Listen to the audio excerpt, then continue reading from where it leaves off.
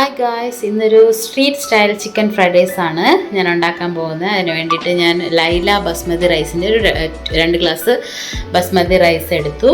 അത് കഴിഞ്ഞിട്ട് നമ്മളത് നല്ലതായിട്ട് തിളപ്പിക്കാൻ വേണ്ടിയിട്ട് വെച്ചിട്ടുണ്ട്. ആവശ്യത്തിന് ഉപ്പൊക്കെ വെച്ചിട്ടുണ്ട്.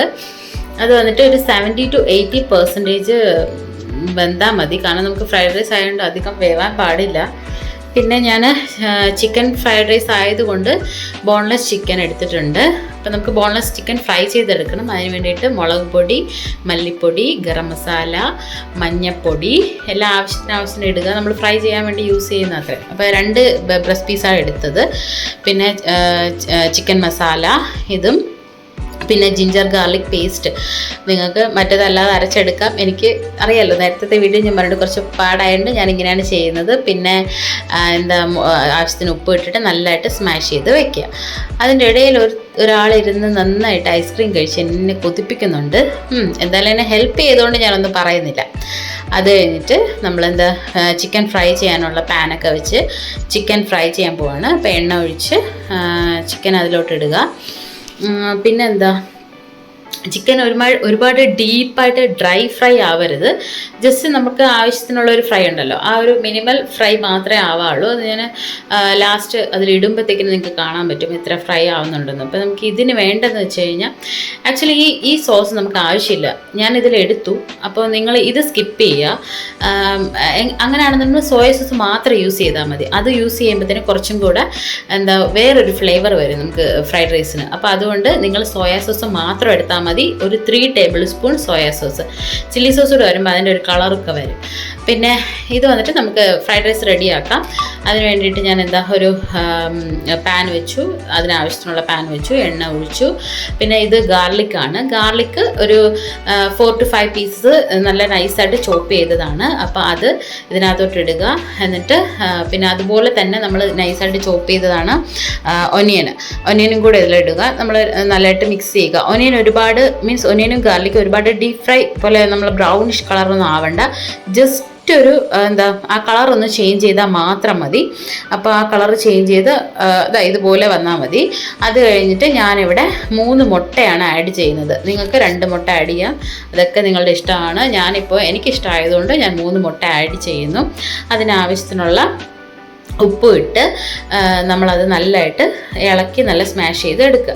അതാണ് അടുത്ത പ്രോസസ്സ്.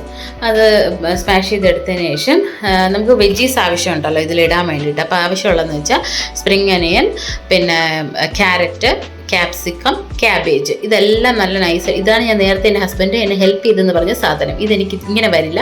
അപ്പോൾ അതുകൊണ്ട് നന്നായിട്ട് ചോപ്പ് ചെയ്ത് തന്നിട്ടുണ്ട്. അപ്പോൾ അതെല്ലാം നമ്മൾ ഇതിനകത്തോട്ട് ഒരുമിച്ച് തന്നെ മിക്സ് ചെയ്യുന്നത്.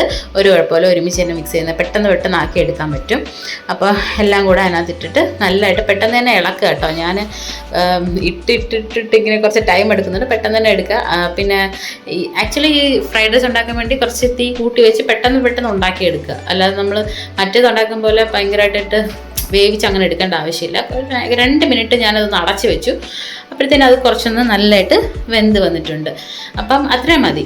അത് കഴിഞ്ഞിട്ട് നമ്മൾ നേരത്തെ അവിടെ കണ്ടില്ല, സ്ക്രീനിൽ കണ്ടിട്ടുണ്ട്. നിങ്ങൾ ചിക്കൻ ഫ്രൈ ആക്കി ഈ ഒരു മോഡൽ ഫ്രൈ ചെയ്തെടുത്താൽ മതി. അപ്പം ഞാനത് അങ്ങനെ ഇടുന്നുണ്ട്. കാരണം നമുക്ക് സ്ട്രീറ്റ് സ്റ്റൈലാണല്ലോ ചിക്കൻ ഫ്രൈഡ് റൈസ്. അപ്പോൾ അതുകൊണ്ട് ഇങ്ങനെ തന്നെ നമുക്ക് ഫുള്ളായിട്ട് അതിലോട്ട് ആഡ് ചെയ്യാം. അത് കഴിഞ്ഞിട്ട് അത് നന്നായിട്ട് മിക്സ് ചെയ്തെടുക്കുക.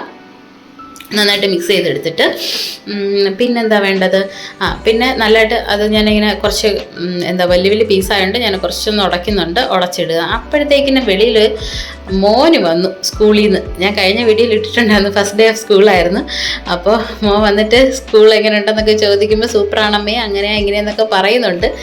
അങ്ങനെ അവനെയും ഡ്രസ്സ് മാറ്റിച്ച് റെഡിയാക്കാനുള്ള പുറപ്പാടിലാണ്. അതിൻ്റെ ഇടയിൽ കൂടി ഞാൻ എൻ്റെ ഫ്രൈഡ് റൈസിലോട്ട് കടന്നു.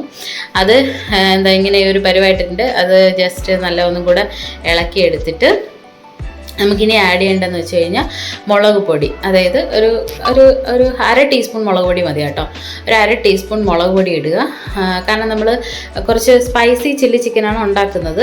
അപ്പോൾ അത് കാരണം സ്ട്രീറ്റ് സ്റ്റൈൽ വരുമ്പോൾ സ്പൈസി ആയിരിക്കും. അപ്പോൾ അതുകൊണ്ട് കുറച്ച് മുളക് പൊടി ഇടുക. നേരത്തെ ഞാനൊരു സോയാ സോസും ഇതും കൂടെ ആഡ് ചെയ്ത് വെച്ചിരുന്നില്ലേ, അതാണത്. അതിൽ സോയ സോസ് മാത്രം ഒഴിച്ചാൽ മതി. ഈ സാധനം സ്കിപ്പ് ചെയ്യണം കേട്ടോ. അത് കഴിഞ്ഞിട്ട് നമ്മൾ നേരത്തെ ഒരു റൈസ് വേവിച്ച് വെച്ചിരുന്നത് അതിലോട്ട് ആഡ് ചെയ്യുക. റൈസ് 70-80% അത് വെന്തിട്ടുള്ളൂ, ഒരുപാട് വേവരുത്.